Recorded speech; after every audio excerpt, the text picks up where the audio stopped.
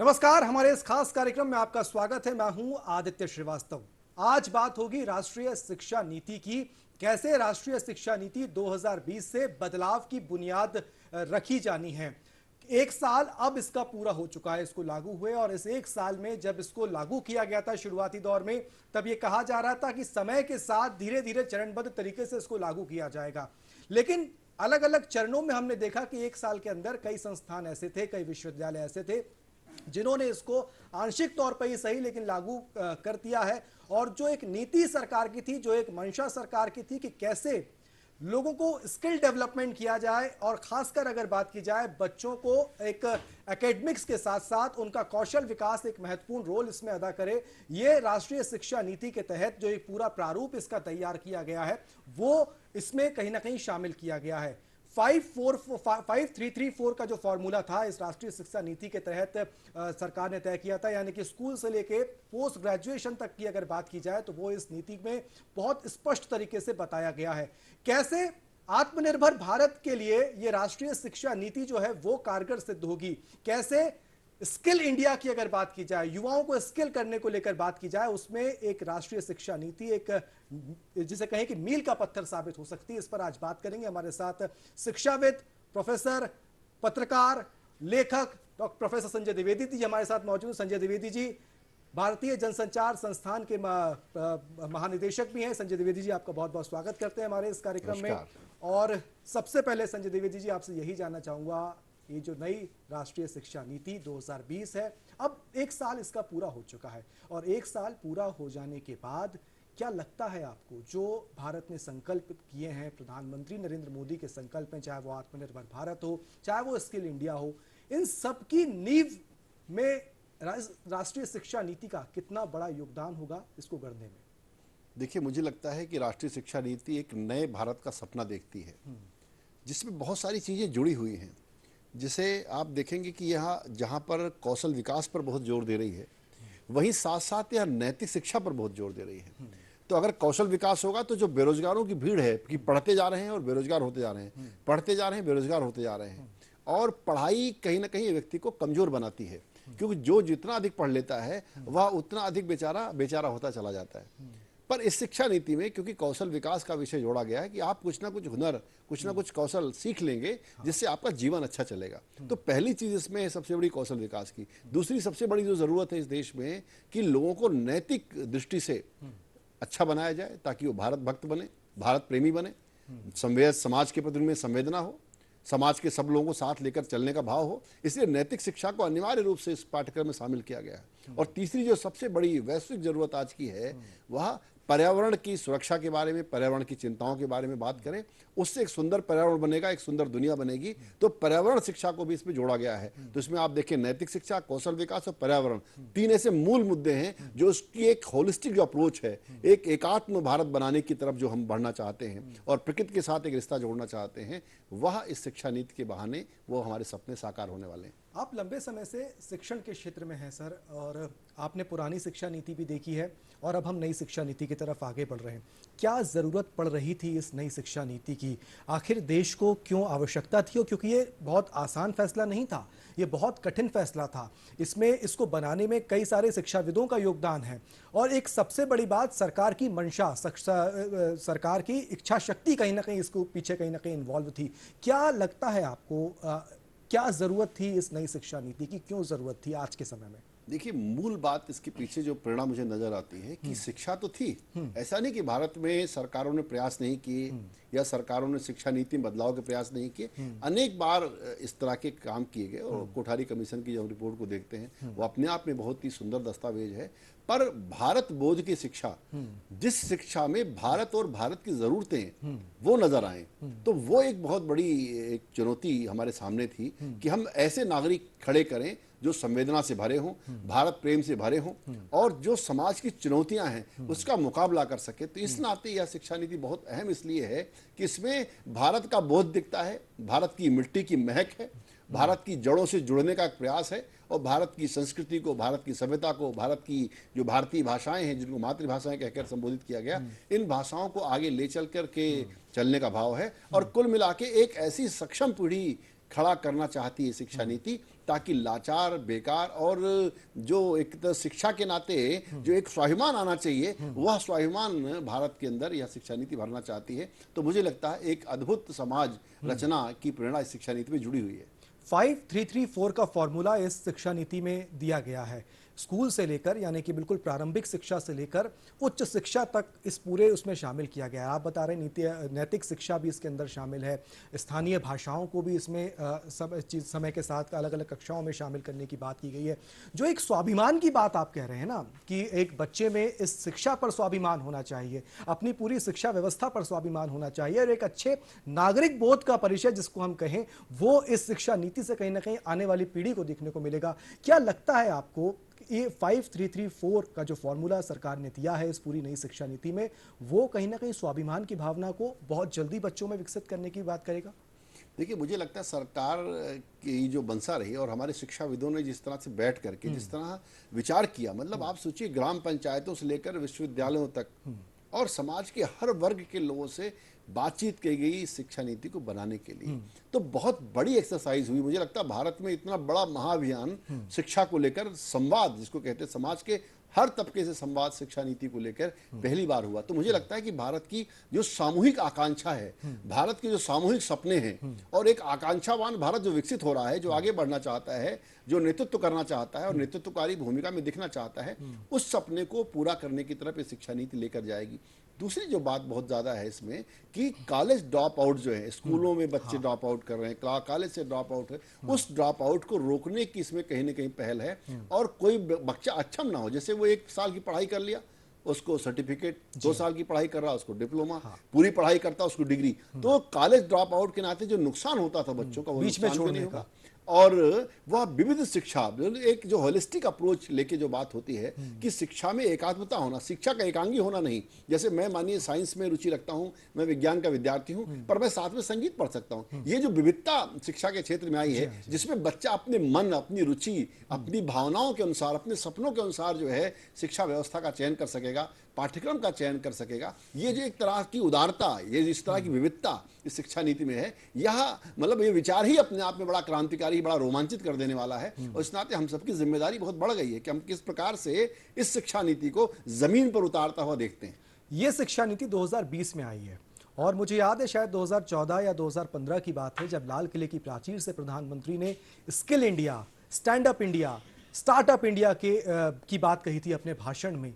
और 2020 में जब ये राष्ट्रीय शिक्षा नीति आई तो कहीं ना कहीं ये नजर आया, ये लगा कि skill India, startup India, stand up India जो कहीं ना कहीं बातें प्रधानमंत्री अपने भाषणों में करते थे, उसकी रूपरेखा भी कहीं ना कहीं इस राष्ट्रीय शिक्षा नीति में देखने को मिली।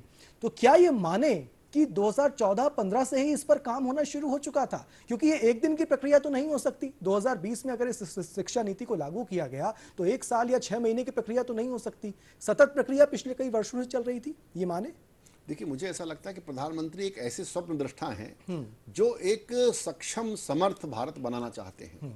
और जब से वो सत्ता में आए हैं और सरकार के उन्होंने बागडोर संभाली है, मुझे लगता है तब से ही वो लगातार किस तरह से भारत को हर क्षेत्र में समर्थ बनाना, उनका एक ही स्वप्न है कि एक समर्थ और एकता से भरा हुआ, एकात्मता से भरा हुआ, बहुलता को साधने वाला, विविधता को साधने वाला और सबको साथ लेकर चलने वाला, सभी भारतवासियों के मन में स्वाभिमान, राष्ट्र भावना जगाने वाला एक भारत बने और जिससे वो आने वाले समय की चुनौतियों का सामना कर सके। एक बेहतर दुनिया कैसे बन सकती है, एक सुंदर दुनिया कैसे बन सकती है, ये हमारे प्रधानमंत्री जी का सपना है। इसके नाते उन्होंने बहुत सारे प्रकल्प हाथ में लिए और ये ईश्वर का आशीर्वाद है उन पर कि जो भी संकल्प उन्होंने लिए, चाहे डिजिटल इंडिया से लेकर के जितने संकल्प वो लेते हैं, उस संकल्प को धरती पर उतारने के लिए उनमें सामर्थ्य भी दिखता है और पूरा तंत्र जो है मिल करके उस व्यवस्था को सफल बनाने में लगता है। और मुझे लगता है अब शिक्षाविदों की, शिक्षकों की, शिक्षा क्षेत्र से जुड़े हुए सभी कार्यकर्ताओं की जिम्मेदारी है कि एक सुंदर डॉक्यूमेंट तैयार हुआ है। 1 वर्ष इसको हो गया,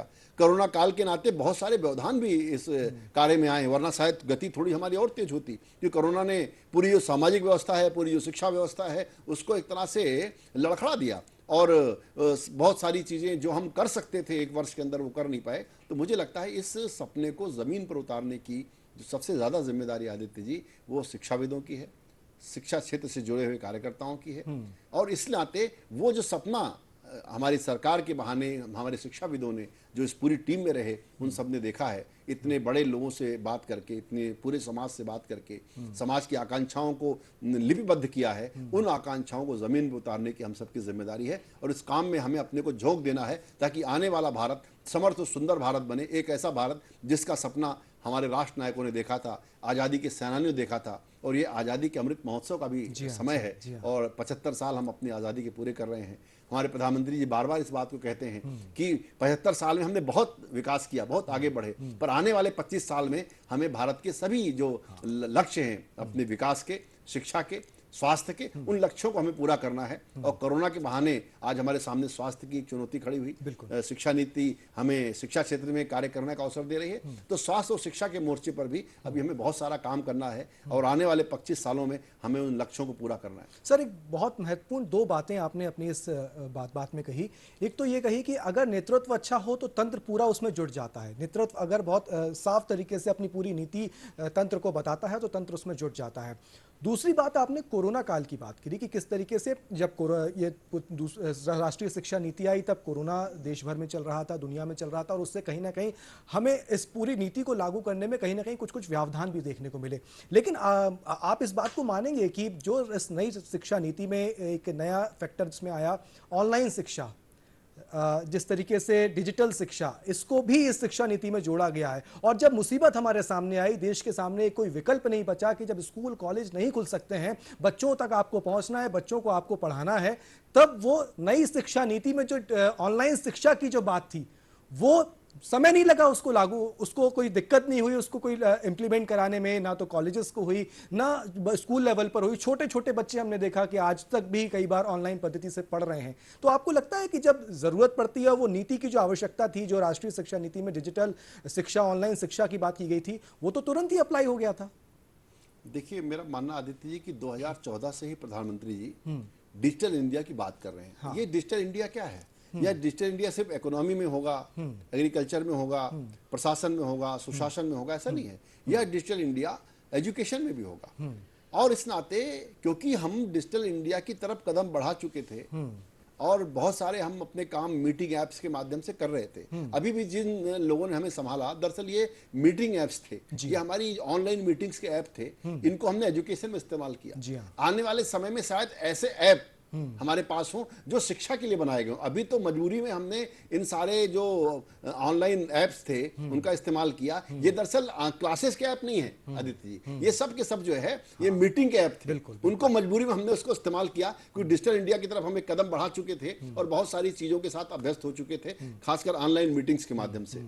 तो अब जो है शायद जो हमारे तकनीकविद हैं इस पर भी काम कर रहे हैं, बहुत सारे लोग इस पर लगे हुए हैं कि हम ये मीटिंग ऐप का तो हमने इस्तेमाल कर लिया संकट में, अब हमें ऐसे ऐप बनाने पड़ेंगे जो ऑनलाइन क्लासेस की फील दे सके, ऑनलाइन क्लासेस को ज्यादा प्रभावी बना सके, ज्यादा प्रैक्टिकल ओरिएंटेड बना सके। इस पर जोर है पूरी नई शिक्षा नीति का। तो ब्लेंडेड लर्निंग अपने आप में एक बड़ी दिशा देने वाली है और इसका बहुत बड़ा फायदा यह है कि दुनिया के किसी भी हिस्से में बैठा हुआ विद्वान आपके गांव में बैठे हुए विद्यार्थी से बात कर सकता है। भोपाल के विद्यार्थियों के साथ एक अमेरिका का प्रोफेसर बात करता है। अभी हमने ऑनलाइन शिक्षा के माध्यम से अपने भारतीय जनसंचार संस्थान IIMC के विद्यार्थियों का दुनिया के तमाम लोगों से संवाद कराया। तो ऑनलाइन लर्निंग की एक व्यवस्था यह भी है कि आपको जो श्रेष्ठतम मानव संसाधन है, श्रेष्ठतम जो व्यक्तित्व है, प्रख्यात विद है अपने क्षेत्र का, जो आपको फिजिकली उपलब्ध नहीं हो सकता, वो ऑनलाइन माध्यम से आपको उपलब्ध हो जाता है। इसके बहुत सारे अवसर हैं और इसको हमें और आगे बढ़ाने की जरूरत है। और अब तो UGC ने भी इस बात को मान्यता दे दी है ब्लेंडेड लर्निंग को, और ये बात कही जा रही है कि 60-40 के रेशियो में हम इस चीज को साथ लेके चलें और किस तरह से इस ऑनलाइन शिक्षा का अधिक से अधिक प्रभावी उपयोग कर सके और उसमें प्रैक्टिकल को भी हम संभव बना सके। ये प्रयास हम सब शिक्षाविद कर रहे हैं और मुझे लगता है इसका बहुत बड़ा लाभ पूरे समाज को मिलेगा। सर, सिस्टम में जब कोई बदलाव होता है, नई नीति आती है, तो उसको स्वीकार करने में कई बार इतनी आसानी से उसको स्वीकार भी नहीं किया जा सकता और जा पाता है, और कई बार हमने देखा है कि उसको अपनाने में भी समय कई बार लग जाता है। नीति धीरे धीरे अब लागू होगी, लेकिन जो तकनीक बदलेगी, जो पढ़ाने की प्रक्रिया में बदलाव आएगा, उससे कहीं ना कहीं शिक्षकों को भी फ्रेंडली होना पड़ेगा अब आने वाले समय में, जब ये पूरी शिक्षा नीति फुल फ्लैश तरीके से अपने रूप में आ चुकी होगी। क्या लगता है आपको कि शिक्षकों की अब जिम्मेदारी कितनी इंपॉर्टेंट हो जाती है यहाँ पे, या शिक्षा से जुड़े जो कार्यकर्ता हैं उनकी जिम्मेदारी कितनी महत्वपूर्ण हो जाती है कि कैसे समय के साथ अपने आप को अपग्रेड करें, कैसे समय के साथ इस नीति के साथ अपने आप को स्वीकार करें और बच्चों तक इस शिक्षा नीति को पहुंचाने में, उनके भविष्य निर्माण में महत्वपूर्ण भूमिका निभाएं? देखिए आदित्य, यह शिक्षा नीति तो दो ही तीन चीज़ों पे जोर दे रही है। सबसे बड़ा जोर तो इसका स्किल डेवलपमेंट पे है, पर स्किल डेवलपमेंट किसी छात्र का नहीं होना है, शिक्षकों का भी प्रशिक्षण इसमें होना है और शिक्षकों को भी एम्पावर्ड करना है। शिक्षकों के लगातार प्रशिक्षण के कार्यक्रम चलने हैं, इस पर बहुत जोर ये शिक्षा नीति देती है। साथ ही साथ पाठ्य सामग्री के निर्माण पर, पाठ्यक्रम के निर्माण पर अधिक से अधिक पाठ्य सामग्री भारतीय भाषाओं में तैयार हो। जैसे आपने देखा कि इंजीनियरिंग और डॉक्टरी की पढ़ाई भी अब भारतीय भाषाओं में होगी, इस प्रकार की व्यवस्थाएं बन रही हैं। तो जो एक भाषा की रुकावट थी, उस भाषा की रुकावट से जूझने का ये शिक्षा नीति प्रयास कर रही है। टीचर्स ट्रेनिंग पर हमारा बहुत जोर है, अनुवाद पर बहुत जोर है कि बहुत सारा अच्छा साहित्य हिंदी में है, बहुत सारी अच्छी चीजें बांग्ला में घटित हो सकती हैं, मलयालम में। तो अनुवाद के माध्यम से हमारे जो एक भारतीय भाषाओं के बीच में आदान प्रदान है शिक्षा का या पाठ्यक्रम सामग्री का, वो भी हो पाएगा। तो मुझे लगता है कई मोर्चों पर काम चल रहा है और ये अगर सपना घटित हो गया, ये संभव हो पाया, जितने सपने नई शिक्षा नीति लागू करने वाले लोगों ने देखे हैं, तो मुझे लगता है एक बहुत बड़ा बदलाव भारतीय शिक्षा में, भारतीय समाज में, क्योंकि शिक्षा का सबसे बड़ा प्रभाव समाज पर पड़ता है। तो मुझे लगता है इस शिक्षा नीति के माध्यम से एक बदला हुआ भारत, एक सुंदर दुनिया बनती हुई दिखेगी, इसमें कहीं कोई दो राय नहीं। सर, भारतीय भाषाओं की आपने बात करी और इस पूरी शिक्षा नीति में उन भाषाओं पर भी जोर दिया गया है जो जिस मातृभाषा से आता है उसको भी कहीं ना कहीं अपनी अपनी मातृभाषा को पढ़ने समझने के लिए इसमें पूरा अवसर यहाँ पर दिया गया है। हमने देखा एक देश में एक बड़ा समग्र एक वातावरण यह है कि अंग्रेजी को कहीं ना कहीं ऊपर मानते हुए हिंदी को कहीं ना कहीं कई जब इंटरव्यूज होते हैं या बड़ी परीक्षाएं होती हैं, एक बड़ा प्रचलन हो चुका है कि अगर जो व्यक्ति अंग्रेजी नहीं बोल रहा है तो कहीं ना कहीं उसको पिछड़ा मान लिया जाता है या इस तरह के उसको एक अलग तरीके से देखा जाता है। क्या लगता है आपको ये नई शिक्षा नीति कहीं ना कहीं ये समानता देगी हर भारतीय भाषा को बोलने वालों को, हर भारतीय भाषा से बिलोंग करने वालों को? देखिए मुझे लगता है क्योंकि केंद्रीय स्तर पर बहुत सारे जो हमारे राजनेता हैं, अधिकारी हैं, वह हिंदी भाषा का बड़े गौरव के साथ प्रयोग कर रहे हैं, भारतीय भाषाओं का उपयोग कर रहे हैं। राज्यों में तमाम ऐसे लोग उभर के आ रहे हैं जिन्होंने राज्यों में अपने संवाद की भाषा, अपनी स्थानीय भाषाओं को बनाया है। तो मुझे लगता है जो भारतीय भाषाओं के लिए एक सुंदर अवसर है फलने फूलने का। जब इसमें शिक्षा मिलेगी, पढ़ करके लोग निकलेंगे, तो एक जो दबाव है अनावश्यक दूसरी भाषा का दबाव, जो आपने अंग्रेजी के दबाव की बात कही, उस दबाव से भी लोग मुक्त होंगे। और मुझे लगता है कि देखिए शिक्षा जो है, भाषा जो है वो ज्ञान की वाहक नहीं है, भाषा तो सिर्फ संवाद का वाहक है। वो बात हिंदी में कही जाए, बांग्ला में कही जाए, तमिल में कही जाए, तेलुगु में कही जाए, जो सही बात है वो सही बात रहेगी, जो अच्छी बात है अच्छी बात रहेगी। इसलिए भाषाओं का कोई संघर्ष नहीं है। ये मानना कि किसी भाषा में बोले जाने वाली बात ही बड़े ज्ञान की बात है, ये नहीं है। ज्ञान का उससे कोई रिश्ता नहीं है। भाषा ज्ञान को व्यक्त करती है, इसलिए भाषा और ज्ञान पर्याय नहीं है। तो इस बात का भी भ्रम दूर करने की आवश्यकता है कि अच्छी से, जैसे बहुत सारी हमारे ऐसी बातें हैं जो संस्कृत में हैं, और हो सकता है संस्कृत चलन में उस तुलना में बहुत आज की तारीख में कम है, पर उससे उसके ज्ञान का महत्व कम नहीं हो जाता। तो भाषा को जिस तरह से काम करना चाहिए वो काम करेगी। और हिंदी और भारतीय भाषाओं का इससे सुंदर समय नहीं आ सकता, क्योंकि भारत की सरकार का संकल्प है हिंदी और भारतीय भाषाओं को विकसित करने का, उनको बढ़ाने का, उनको महत्व देने का। राज्यों में जो राज्य की भाषाएं हैं वो स्थापित होंगी, राष्ट्रीय स्तर पर हिंदी स्थापित होगी, और हिंदी एक संपर्क भाषा के रूप में। इसलिए बार बार ये बात भी कही जा रही है कि अब ये हमें नहीं कहना है कि हिंदी राष्ट्रभाषा है, सभी भारतीय भाषाएं राष्ट्रभाषाएं हैं, ये सभी मातृभाषाएं हैं। सब भाषाओं के विकास से ही हिंदी का भी भला होगा, भारतीय भाषाओं का भला होगा, और यहाँ अंततः राष्ट्र का भी भला होगा। सर, अगले 25 साल बहुत महत्वपूर्ण है। आपने ही बताया कि आज हम आज़ादी का अमृत महोत्सव मना रहे हैं और अगले 25 साल, जैसे प्रधानमंत्री ने भी कहा कि जब भारत 100 साल आज़ादी को हो जाएंगे, स्वर्णिम वर्ष मना रहा होगा, तब तक भारत में जो भी समस्याएं हैं उन सब समस्याओं से हमें बाहर निकलना होगा, और उसमें कहीं ना कहीं राष्ट्रीय शिक्षा नीति का भी एक बहुत बड़ा योगदान रहेगा। क्या लगता है आपको इस शिक्षा नीति को, क्योंकि इन अगले 25 सालों में ही इसको भी इम्प्लीमेंट होना है फुल फ्लैश तरीके से, और देश के जो सपने हैं उनको भी पूरा होना है, कब तक ये शिक्षा नीति फुल फ्लैश तरीके से लागू हो पाएगी? एक आपका अनुभव क्या कहता है? और अगले 25 साल शिक्षा के क्षेत्र में भारत के लिहाज से और विकासशील से लेकर विकसित भारत की तक अगर हम बढ़ते हैं, उस लिहाज से महत्वपूर्ण होंगे? देखिए मुझे लगता है कि एक बहुत बड़ा ये भ्रम बनाया गया खासकर आज़ादी के बाद एक माहौल बनाया गया कि भारत जो है एक कृषि प्रधान देश है, जबकि भारत अकेला कृषि प्रधान देश नहीं था। भारत अनेक उद्यमों को करता था, बहुत सारे काम करता था। भारत श्रेष्ठतम बुनकरों का देश था, श्रेष्ठतम स्वर्णकारों का देश था, श्रेष्ठतम कलाकृतियों को बनाने वाला श्रेष्ठतम वास्तुकारों का देश था। यानी भारत कलाओं का देश था, कलाकारों का देश था। बड़े सुंदर नगर हमारे यहाँ थे, बड़े सुंदर गांव हमारे यहाँ थे।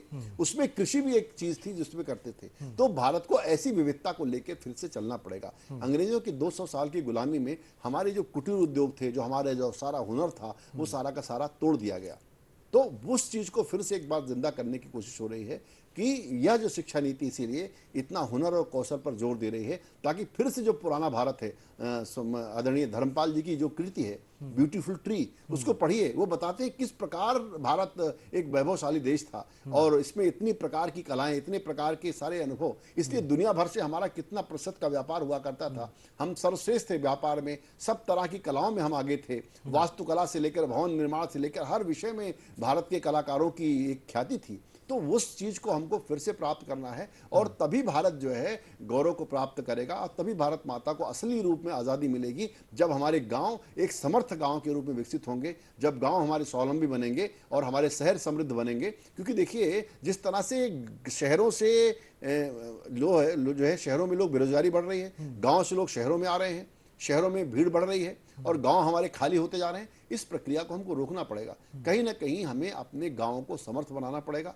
वहां पर लोगों को उद्यम के साथ जोड़ना पड़ेगा, उद्यमिता के साथ जोड़ना पड़ेगा, तभी भारत बचेगा। और निश्चित रूप से 25 साल बड़े महत्वपूर्ण हैं। अमृत महोत्सव हम मना रहे हैं, जब 25 सालों बाद हम अपनी शताब्दी मनाएंगे तो निश्चित रूप से हमें देखना होगा कि हम जो हमारी आज की समस्याएं, शिक्षा की जो समस्याएं हैं, स्वास्थ्य की समस्याएं हैं, शहरीकरण के जो संकट हैं, गांव के जो संकट हैं, ये सारे संकट हल होने चाहिए। और ये संकटों को हल करने का एक रास्ता, एक सपना हमारे राष्ट्र नायक देख रहे हैं। हमारे समाज के अंदर में भी एक आकांक्षा विकसित हुई है। इसको मैं आकांक्षावान भारत कहता हूं। इस समय जो भारत है वो आकांक्षावान भारत है। वो आगे चलना चाहता है, तेज चलना चाहता है, अपने सपनों में रंग भरना चाहता है और जो गलतियां हो गई उसको भूल करके वो जो है आने वाले भारत को स्वर्णिम बनाना है। सर, आकांक्षावान भारत है, आगे बढ़ना चाहता है और आपने ग्रामीण क्षेत्रों पर जोर दिया कि जो लोग गांव से शहरों की तरफ भाग रहे हैं ये नहीं होना चाहिए, गांव में ही वो सब सुविधाओं को विस्तार होना आवश्यक है और उस पर अब काम भी हो रहा है। लेकिन सवाल यह है सर कि जो राष्ट्रीय शिक्षा नीति है और जो एक नए तरीके के साथ एक नए जैसे हम कहें कि प्रायोगिक शिक्षा कहीं ना कहीं उसमें शामिल करने की कोशिश की गई है,